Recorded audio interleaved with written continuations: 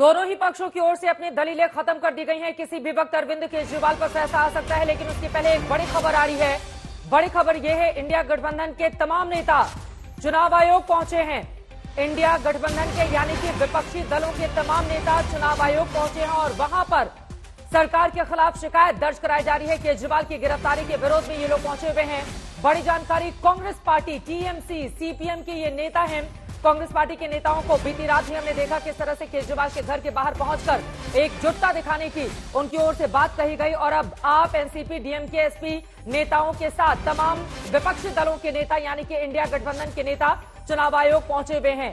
BJP पर सीधे आरोप लगाए जा रहे हैं कि चुनाव के लिए जब घोषणा हो चुकी है, ऐसे वक्त में चुन चुनकर विपक्षी नेताओं के खिलाफ आखिर इस तरह की कार्रवाई क्यों की जा रही है, ये बड़ा सवाल बना हुआ है। केजरीवाल की गिरफ्तारी के विरोध में ये तमाम नेता पहुंचे हुए हैं। मौसमी सिंह मेरी सहयोगी जुड़ी हुई हैं और संजय शर्मा भी हमारे साथ जुड़ चुके हैं। मौसमी, पहले आपके पास आते हुए जितेंद्र बहादुर सिंह जी हमारे साथ हैं, शहजाद पूनावाला जी राष्ट्रीय प्रवक्ता भारतीय जनता पार्टी के हमारे साथ जुड़ चुके हैं, आशुतोष जी राजनीतिक विश्लेषक हैं हमारे साथ मौजूद हैं, संगीत रागी जी स्टूडियो में जुड़ चुके हैं, आप भी पॉलिटिकल एनालिस्ट हैं, पंकज शर्मा जी भी हमारे साथ जुड़े हुए हैं राजनीतिक विश्लेषक। लेकिन सबसे पहले आपका चलते हैं इसी वहां से जितेंद्र बहादुर हमारे साथ जुड़ चुके हैं। जितेंद्र, मेरी आवाज अगर आप तक पहुंच रही है, क्या खबर आ रही है? वहां पर विरोधी दलों के तमाम नेता पहुंचे हुए हैं शिकायत लेकर कि केजरीवाल के खिलाफ इस तरह का एक्शन क्यों किया गया है। जितेंद्र, आवाज आ रही है?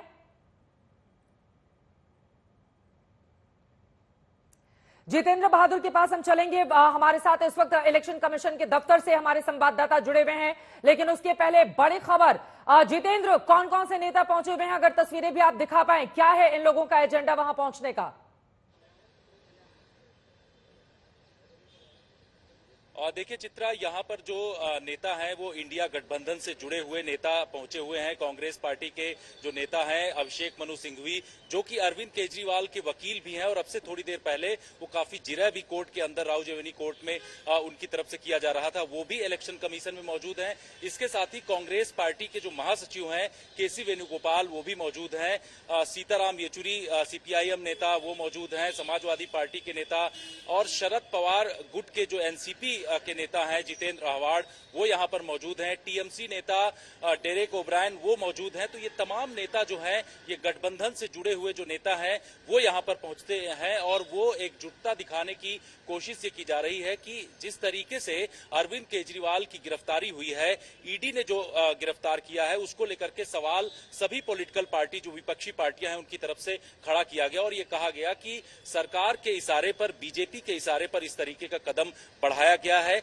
उनका ये कहना है कि क्योंकि मॉडल कोड ऑफ कंडक्ट इस समय लागू हो चुका है, चुनाव की तारीखों का ऐलान हो चुका है, इस बीच में जो सिटिंग चीफ मिनिस्टर हैं उनको गिरफ्तार करना ये कानूनी तौर पर सही नहीं है, इसको असंवैधानिक उनकी तरफ से माना जा रहा है। इस वजह से तमाम लोग जो हैं वो इलेक्शन कमीशन ऑफ इंडिया के सामने यहाँ पर पहुंचे हुए हैं और आपको यहाँ की तस्वीरें दिखाना चाहूंगा एक बार कि किस तरीके से गहमा गहमी यहाँ पर बढ़ी हुई है। तमाम जो लोग हैं वो अंदर जा चुके हैं, उनकी मीटिंग इस वक्त इलेक्शन कमीशन के अंदर अधिकारियों के साथ हो रही है। वो लोग अपनी शिकायत के साथ वहां पर पहुंचे हुए हैं और उनका ये कहना है कि जिस तरीके से एक्शन लिया जा रहा है वो ठीक नहीं है, राजनीतिक पार्टियों को दबाने की कोशिश की जा रही है। जितेंद्र बहादुर हमारे संवाददाता जानकारी देते हुए इलेक्शन कमीशन दफ्तर के ठीक बाहर से तमाम नेताओं के चेहरे भी हमने आपको दिखाए हैं। शहजाद जी, सबसे पहले आपकी टिप्पणी, केजरीवाल की गिरफ्तारी के विरोध में इंडिया गठबंधन के तमाम नेता शिकायत लेकर पहुंचे हैं इलेक्शन कमीशन के ऑफिस।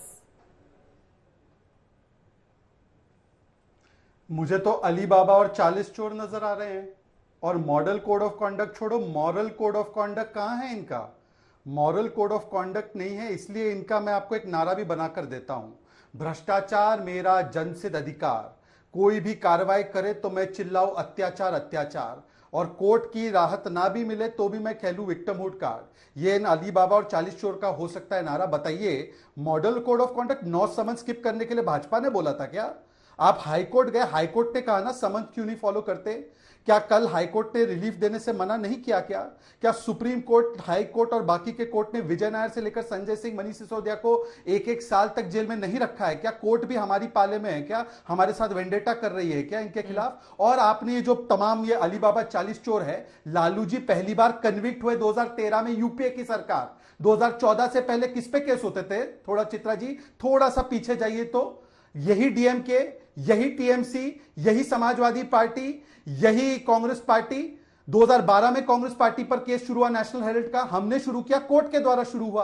और बाकी सब छोड़ दीजिए, देखिए पंकज जी आज दिखाई दे रहे, बेचारे पंकज जी फंस गए आज ये जो केजरीवाल बचाओ आंदोलन, भ्रष्टाचार बचाओ आंदोलन पे निकले हैं, ये केजरीवाल जी के पहले ऊपर सबसे पहली शिकायत कांग्रेस की अनिल चौधरी ने की है शिकायत। इसमें लिखते हैं ये केजरीवाल सबसे भ्रष्ट आदमी है, इसने शराब घोटाले में करोड़ों रुपए खाए हैं। और उस पुरानी शिकायत तो छोड़ दीजिए, ये है फिर 2023 का पवन खेड़ा का बयान, कहते हैं कांग्रेस ही रिस्पॉन्सिबल है लिकर स्कैम प्रोब के लिए। ये जरा कैमरामैन फोकस करना इसको। और ये भी छोड़ दीजिए क्योंकि बोलेंगे ये भी पुराना है, अब तो अलायंस बन चुका है। आज का बयान रवनीत बिट्टू का, Kejriwal and party rose to power promising Swaraj and Jan Lokpal but they are the biggest thugs, ये आज का बयान है जी। अब देखिए कैसे दशा और दिशा चेंज हो गई पंकज शर्मा जी के चेहरे की।